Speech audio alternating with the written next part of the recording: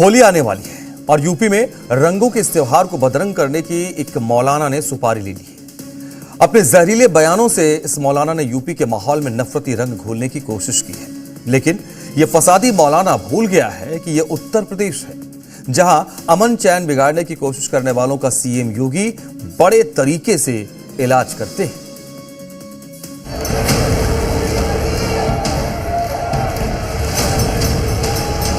होली का रंग सड़कों पर खुलेआम फेंका जाता है, सड़कें जाम होती हैं, तो आपसे कहा जाएगा तेरे मुंह में जबान भी है, तुझे बोलना भी आता है। मंगल का दिन पूरा का पूरा हॉर्न, गाड़ियां सब जाम हो जाते हैं हॉर्न देते देते, क्योंकि वहां लंगर चलता है। आप जुमे की नमाज भी मस्जिद के बाहर 5 मिनट की नमाज आप नहीं पढ़ सकते हो। सुन रहे हैं मौलाना की ये भड़काऊ बोली। होली आने में अभी थोड़ा टाइम है, लेकिन इन जनाब ने अभी से यूपी की फिजा में नफरत का रंग घोलना शुरू कर दिया है। उस यूपी में जहां सीएम योगी सनातनी त्योहारों को लेकर बेहद सतर्क और संजीदा रहते हैं, इस मौलाना ने शायद योगी की ये वार्निंग ठीक से सुनी नहीं है। आपके भाई भी तो बाहर में लंगर डालते हैं, खाने खिलाते हैं, सड़कें जाम करते हैं। होली का रंग सड़कों पर खुलेआम फेंका जाता है, सड़कें जाम होती हैं, तो आपसे कहा जाएगा तेरे मुंह में जबान भी है, तुझे बोलना भी आता है। तू हमारे खिलाफ होता कौन है बोलने वाला? कुछ लोग हैं जिनको शांति अच्छी नहीं लगती, कल्याण अच्छा नहीं लगता, कल्याण अच्छा नहीं लगता। जब भी कोई हिंदू पर्व और त्योहार आता है, उनको गर्मी आने लगती है, और उनकी गर्मी को शांत करने के लिए हमें डेंटिंग पेंटिंग का सहारा लेना पड़ता है। हिंदुओं के बड़े से बड़े रंग बिरंगे कपड़े पहनने वाले मियां भाई को रंगों से बड़ी दिक्कत है, इसीलिए सीएम योगी होली पर मस्जिदों को तिरपाल से ढकवा देते हैं ताकि भाईजान के मजहब को ठेस न पहुंचे। लेकिन बावजूद इसके इस भड़काऊ मौलाना को रंगों से दिक्कत है। रंग ही नहीं, इन्हें तो कांवड़ियों से भी परेशानी है। सुनिए कैसे ये मौलाना सनातनी त्योहार की आड़ लेकर मुस्लिम समाज की भावनाओं से खेल रहा है। आप जुमे की नमाज भी मस्जिद के बाहर 5 मिनट की नमाज आप नहीं पढ़ सकते हो, नहीं पढ़ सकते हो। मस्जिद के अंदर ही नमाज पढ़ो, मस्जिद के बाहर नहीं। लेकिन तुम्हारे कांवड़िए सरेआम घूम के चलेंगे सड़कों पर, जाम लगाते हुए, उसके ऊपर हेलीकॉप्टर से फूलों की बारिश भी होगी। जहां चाहेंगे वहां रुक जाएंगे और डेरा डालेंगे। जिनको घंटा और संघ से परेशानी हुए अपने कान को बंद करें। कावड़ यात्रा में डीजे भी बजेगा, शंख भी बजेगा, घंटा भी बजेगा, घड़ियाल भी बजेगा, और धूम धड़ाके के साथ कावड़ यात्रा यूपी के अंदर निकलेगी। होली आई नहीं और मौलाना ने जहरीले बोलों से भरी अपनी पिचकारी छोड़नी शुरू कर दी है। ये सोचे समझे बिना कि योगी हर जाति, धर्म और मजहब को लेकर चलते हैं। यूपी में होली और दिवाली धूमधाम से मनती है, तो ईद और क्रिसमस को लेकर भी सरकार उसी संजीदगी से काम करती है। लेकिन मौलाना जर्जिस अपने जहरीले बयानों से यूपी का माहौल खराब करने की कोशिश कर रहा है, और ऐसे ही लोगों के लिए सीएम योगी ने कहा है, हिंदुस्तान में कायदे से रहना सीखो, कायदे से रहना सीखो। यहां का कानून मानो, कानून मानोगे, कायदे से रहोगे तो फायदे में रहोगे, और नहीं तो आगे का रास्ता तो फिर कहां के लिए जाता है, वह फिर कानून कोई तोड़ेगा तो वह रास्ता सीधे जहन्नुम की तरफ ही लेके जाता है, कहीं और की तरफ नहीं लेके जाता है। मौलाना जर्जिस यूपी में अवैध मदरसों पर हो रही कार्रवाई, मस्जिदों से लाउड स्पीकर हटाने और धार्मिक गतिविधियों को लेकर लागू किए गए नियमों को लेकर पहले भी भड़काऊ बयान दे चुका है। अब वो त्योहारों को लेकर अपने बयानों से माहौल खराब करने की कोशिश कर रहा है। हम लोगों के लूट के खाओ का कोई प्राविधान नहीं है, हम लोगों के हमेशा बांट के खाओ का प्राविधान है। उसके तहत हम लोग जब भी पर्व आता है खुशी मनाते हैं और प्रसाद के रूप में सभी सामग्री का वितरण करते हैं। हमारे तो पर्व है, आपको ये 52 हफ्ता करना होता है, पूरे साल में आप नमाज पढ़ते हैं शुक्र को, तो ये गलत तरीका है कि आप सड़क घेर के नमाज पढ़ेंगे। उसी माहौल में लाना ये वही मौलाना जर्जिस है जिसने चंद रोज पहले यूपी में मुसलमानों को अनसेफ बताते हुए उनसे बंगाल शिफ्ट होने की अपील की थी। अब ये होली, नमाज, लंगर और भंडारे की बात कर मुस्लिमों की भावनाओं से खेल रहा है। जब प्रशासन ने और हमारे मुख्यमंत्री ने ये आदेश कर दिया कि अपने धर्मस्थल में नमाज पढ़ें और सब लोगों ने, उलमाए किराम ने भी उसको माना और जो मुसलमान है उन्होंने भी माना, लेकिन उनका ये सवाल उनका गलत है। और ऐसे समय पे सवाल उनका आया है कि जिस वक्त हिंदू मुसलमानों में नफरत फैलाई जा रही है, तो मेरा यह मानना है कि मौलाना जर्जिस को भी इस नफरती बयान को नहीं देना चाहिए था। मौलाना जर्जिस अंसारी मूल रूप से उत्तर प्रदेश के इटावा का रहने वाला है। एक इस्लामिक वक्ता है और अलग अलग राज्यों में तकरीरें देता रहता है, लेकिन वो शायद ये भूल गया है कि ये उत्तर प्रदेश है। यहाँ उसकी तकरीरों ने अगर सूबे का माहौल बिगाड़ा तो योगी हंटर चलाने में देर नहीं लगाएंगे। ब्यूरो रिपोर्ट, जी मीडिया। कभी दुर्गा पंडाल, कभी गणेश विसर्जन यात्रा, कभी सरस्वती विसर्जन यात्रा, कट्टरपंथियों के टारगेट पर हमेशा सनातनी त्योहार रहते हैं। अब की बार नफरतियों ने महाशिवरात्रि के मौके पर भोले के पंडाल को ही टारगेट कर दिया। सवेरा होने से पहले कट्टरपंथी गैंग वहां पहुंच गया और बवाल खड़ा कर दिया। पत्थरबाजी की, मारपीट की। योगी के प्रदेश में अब की बार कट्टरपंथियों ने हद पार कर दी है। अब योगी इन्हें जो डोज देंगे वो पूरी कट्टरपंथी जमात याद रखेगी।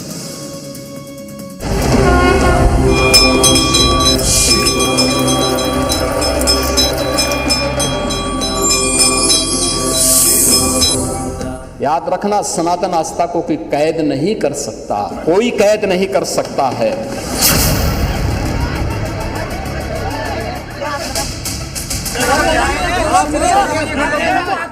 हिंदुओं तुम्हें देख लेंगे, तुम्हें तो सही करके बताएंगे। अब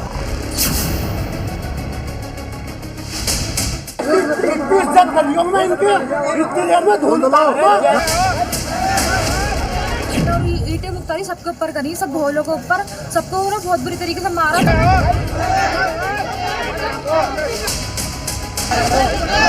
कुछ लोग हैं जिनको शांति अच्छी नहीं लगती, कल्याण अच्छा नहीं लगता। बवाल है।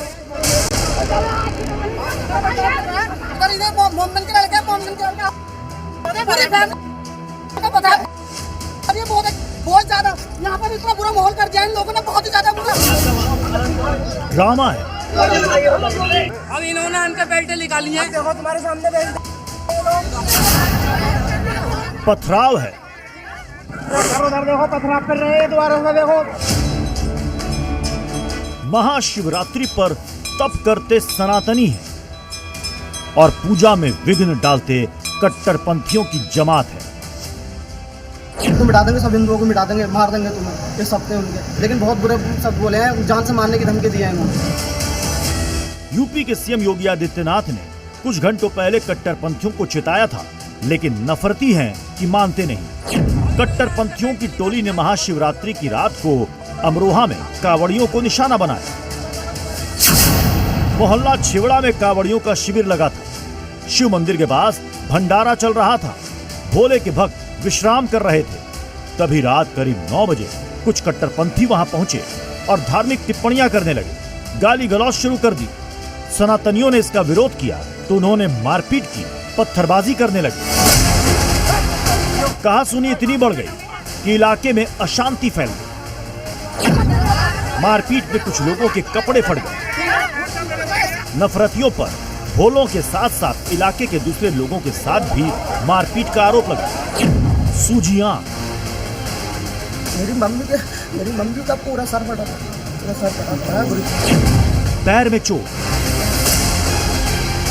बहुत जो भोले कांवड़ लाए थे उनकी जो है पैरों में इस तरीके से अड्डे मारे हैं और हमारी जो कामरे खंडित कर दी इन लोगों ने। पुलिसकर्मी का जख्मी सिर।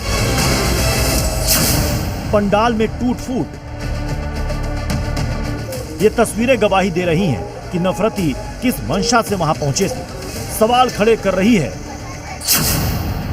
कि कट्टरपंथियों ने महाशिवरात्रि पर सनातनियों को क्या सोची समझी साजिश के तहत टारगेट किया। नफरतियों के पास इतनी बड़ी संख्या में पत्थर कहां से आए। सनातनियों को जान से मारने की धमकी देना किस ओर इशारा करता है। सोची समझी साजिश के तहत जो इन जिहादियों ने हिंदू कम्युनिटियों पर पत्थरबाजी की है, दूसरे मोहल्लों से आकर उन लोगों ने पत्थरबाजी की है। ये पत्थर कहाँ से आए, इन पे ऐसी कार्रवाई की जाए जो उनकी पुश्तें कई पीढ़ी याद रखें। योगी को शिव की बारात का जिक्र किए कुछ ही घंटे बीते थे कि कट्टरपंथियों ने योगी के प्रदेश में अशांति फैलाकर उन्हें चुनौती देने का दुस्साहस किया। शिव की बारात बोली जाती है। शिव की बारात का मतलब बिना भेदभाव के हर समाज का व्यक्ति जाएगा। वह कांवड़ यात्रा पे आप लोगों ने रोक लगाई थी। महाशिवरात्रि पर इस बार तो कट्टरपंथियों ने हद कर दी, जबकि जमीन से आसमान तक योगी ने महाशिवरात्रि के त्योहार पर कड़े इंतजाम किए थे। चाहे ड्रोन से निगरानी हो या फिर सीसीटीवी से नजर, योगी फोर्स चप्पे चप्पे पर चौकस दिखी। भक्तों ने सुरक्षा की तमाम व्यवस्थाओं के बीच ही शिवलिंग पर जलाभिषेक किया। सुबह तड़के से ही अटूट आस्था का सैलाब टूट पड़ा। मंदिरों में लंबी लंबी कतारें। हर सनातनी की जुबान से एक ही उद्घोष लग रहा था, ओम नमः शिवाय।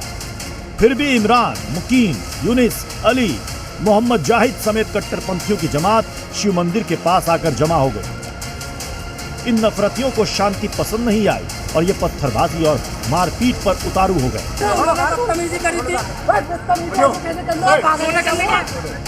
ये नफरती भूल गए थे कि ये योगी का उत्तर प्रदेश है। यहाँ सनातनियों की आस्था पर प्रहार करने वालों को बख्शा नहीं जाता। मौके पर पहुंची योगी फोर्स ने 29 लोगों के खिलाफ मुकदमा दर्ज कर लिया है और मामले में 3 आरोपी गिरफ्तार भी किए जा चुके हैं। साथ ही इलाके में शांति बनाए रखने के लिए अतिरिक्त पुलिस बल की तैनाती करने के साथ साथ गश्त बढ़ा दी गई। अब कट्टरपंथियों की एक हरकत हुई तो फौरन योगी फोर्स का एक्शन होगा। ब्यूरो रिपोर्ट, जी मीडिया। लखनऊ से 250 किलोमीटर दूर एक बार फिर से घर बिकाऊ है का पोस्टर लगा है। लोग किसी तरह से अपना घर बेचकर जाना चाहते हैं। ये पोस्टर 1-2 घरों के बाहर नहीं लगे हैं, बल्कि गांव में रहने वाले 200 हिंदुओं के घर के बाहर लगे हैं। आखिर ऐसा क्या हुआ कि एक साथ पूरे गांव को पलायन करने पर मजबूर होना पड़ा? देखिए रिपोर्ट।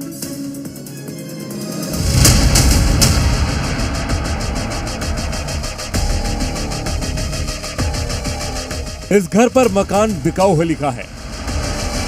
दीवार पर लिखा है यह मकान बिकाऊ है। इस घर के दरवाजे पर घर बिकाऊ है लिखा हुआ है। 1-2 नहीं बल्कि एक ही गांव के 200 घरों पर घर बिकाऊ है का पोस्टर लग गया है। ये सभी लोग अपना घर बेचकर पलायन को मजबूर हैं। सवाल ये है कि आखिर ऐसा क्या हुआ कि एक साथ 200 परिवार घर बेचकर पलायन के लिए विवश हो गए। घर बिकाऊ है का ये पोस्टर यूपी के बरेली में लगा है और पूरा मामला भाईजान के आतंक से जुड़ा है। इस वक्त मैं मौजूद हूँ मोहम्मदगंज गांव में और मैं दिखाता हूँ। देखिए, ये जो है हिंदू पक्ष के लोग हैं और ये अब सड़कों पे उतर आए। इनका सीधे तौर पे कहना है कि अगर गांव में नमाज पढ़ना बंद नहीं होती है तो वो पलायन कर जाएंगे यहाँ से। कुछ बुजुर्ग और मेरे संग मौजूद है। क्या दिक्कत क्या है, क्यों पलायन कर रहे हो? दिक्कत ऐसे ही है कि धन को नहीं दे रहे हैं उन्हें, लिखा से परेशानी पूरी। उधर जाओ तो गालियां बकते हैं। जी, हम सब लोग, अब सरकार हमारी सुन रही है, पुलिस प्रशासन सुन रही है, तो हम यहाँ से पलायन करते हैं। अब ये सब मकानों को, जगह को बेचने के लिए बोर्ड लगा देते हैं और हम बेच के घर जा रहे हैं। बरेली के मोहम्मदगंज गांव में एक बार फिर से घर में जुमे की नमाज पढ़ी गई है। विरोध करने पर हिंदू परिवारों के साथ मारपीट और गाली गलौज का आरोप है। फायरिंग कर दहशत फैलाने का आरोप है। नमाज पढ़ी गई थी सर, और वीडियो वायरल भी की गई थी। सद्दाम पत्रकार ने इस पर ट्वीट भी किया था और कहा कि भाई हम नमाज पढ़ेंगे, कोर्ट से आदेश लेके आए हैं। जबकि ऐसा कुछ नहीं है, सिर्फ गुमराहबाजी है लोगों को खाली डराने के लिए। और फिर यहाँ पर तरीक खां को पुलिस लेके गई थी और उनसे बातचीत करके और शाम को वो छोड़ दिया गया। छोड़ने के बाद तरीक खां जब गांव में आया तो उन्होंने आतिशबाजी की और फायरिंग भी की और नारेबाजी। एक महीने में दूसरी बार घर में नमाज पढ़ी गई है। हिंदू आबादी वाले इलाकों में भाईजान अवैध तरीके से घर को मस्जिद बनाने पर तुले हुए हैं। इससे पहले इसी गांव में इसी घर में 16 जनवरी 2026 को भी नमाज पढ़ने का वीडियो वायरल हुआ था। इसके बाद पुलिस ने 12 लोगों को हिरासत में ले लिया था, लेकिन जमानत पर छूटते ही भाईजान हिंदू परिवारों को धमकाने लगे, मारपीट पर उतारू हो गए। हिंदुओं का आरोप है कि पुलिस उनकी सुन नहीं रही है। अब उनके पास घर बेचकर जाने के अलावा कोई दूसरा रास्ता नहीं है। हिंदू पक्ष ने घोषणा की है कि अगर जो घरों में सामूहिक नमाज पढ़ी जा रही है, अगर इसको रोका नहीं गया तो वो यहाँ से पलायन करेंगे। आपको दिखाता हूँ, देखिए ये एक घर पे जो है यह मकान बिकाऊ है ये ऐसा लिखा हुआ, ये इकलौता मकान नहीं है, कई सारे मकान हैं जिसके दरवाजों पे और दीवारों पे हिंदू पक्ष ने ये लिखा है कि ये मकान बिकाऊ है। और इसके बाद जो है एक नई विवाद खड़ा हो गया है कि जिस तरह से पुलिस पर जो आरोप लगाया है कि वो पक्षपात रवैया अपना रही है। अब ग्रामीणों को सीएम योगी से ही न्याय की उम्मीद है। मियां भाई मोहम्मदगंज गांव में अपनी आबादी और इबादत गाहों को बढ़ाकर डेमोग्राफी बदलने की कोशिश में है। ये नया विवाद इसलिए दोहराया गया, इन लोगों ने दोबारा बगैर अनुमति के फिर नमाज पढ़ी उसी मकान में, और मना करने के बावजूद भी पुलिस को हम शिकायत करें तो पुलिस हमारी सुन नहीं रही है किसी भी हाल में, और इन पे कड़ी से कड़ी कार्रवाई की जाए और उस मकान को तुरंत तोड़वाया जाए तत्काल। रोज के हमारे गांव में जो बहुत समय से देखो नमाज नहीं होती थी सामूहिक, अपने घर पढ़ते थे लोग, या रोटियां भिंडोरे जाते थे, मगर ये कुछ दिनों से यहाँ गांव में पढ़ना चालू कर दिया घरों में इकट्ठा होकर। ग्रामीण अब योगी से बुलडोजर एक्शन की मांग कर रहे हैं ताकि डेमोग्राफी बदलने की भाईजान की साजिश फेल हो सके। ब्यूरो रिपोर्ट, जी मीडिया। फसादी मौलाना त्योहार के मौके पर यूपी का माहौल खराब करने की कोशिश में जुटा है। वहीं 15 मिनट वाले छोटे अवैसी सीएम योगी को आई एम कमिंग वाला चैलेंज दे रहे हैं। हिजाब के साथ साथ लाउड स्पीकर पर ललकार रहे हैं और कह रहे हैं हिंदुस्तान किसी की जागीर नहीं, वो यूपी में जाकर दिखाएंगे, किसी में दम हो तो रोक कर दिखाएं।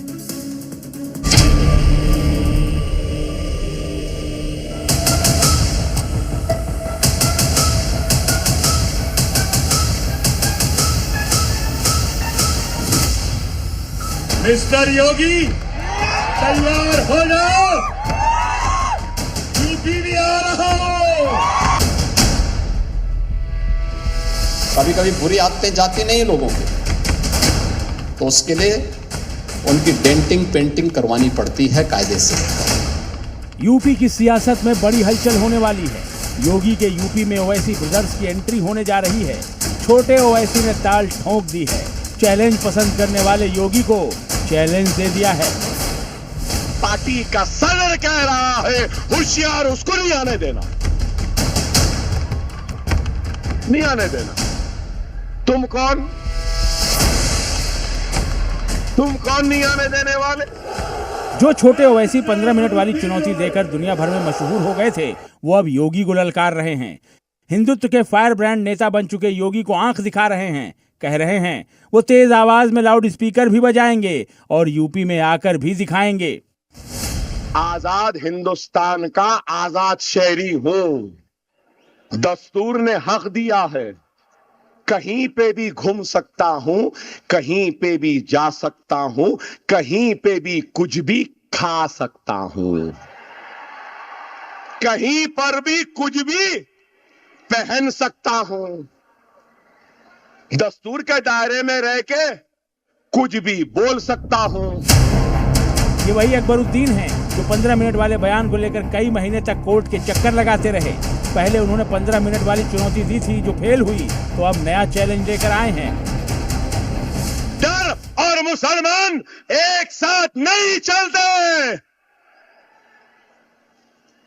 बहुत आए बहुत गए, ये भी चला जाएगा। हम कहीं नहीं गए, नहीं जाएंगे। जिस यूपी में तेज आवाज पर लाउड स्पीकर को लेकर नियम तय कर दिए गए हैं, जो हर धर्म पर लागू भी होता है और उसे सब मानते भी हैं, उसी उत्तर प्रदेश में आकर ओवैसी मुस्लिमों को भड़का रहे हैं, उकसा रहे हैं। ऐ जालिम, ना मेरी बहन हिजाब छोड़ेगी, ना मेरे इमाम मसाजिद से अज़ान को रोकेंगे, ना मेरा मुसलमान शरीयत से दूर होगा, ना मेरा मुसलमान भाई सुन्नत रसूलुल्लाह से दूर होगा। छोटे ओवैसी मंच से ही यूपी और योगी को ललकारते और चुनौती भरे लहजे में चेतावनी देने की कोशिश करते नजर आए। खाली एक जुमला बोला, जैसा मेरी बहन बोली, मैं भी एक ही जुमला बोला। योगी यूपी आ रहा हूं, सिर्फ कहा यूपी आ रहा हूं, चलोगे?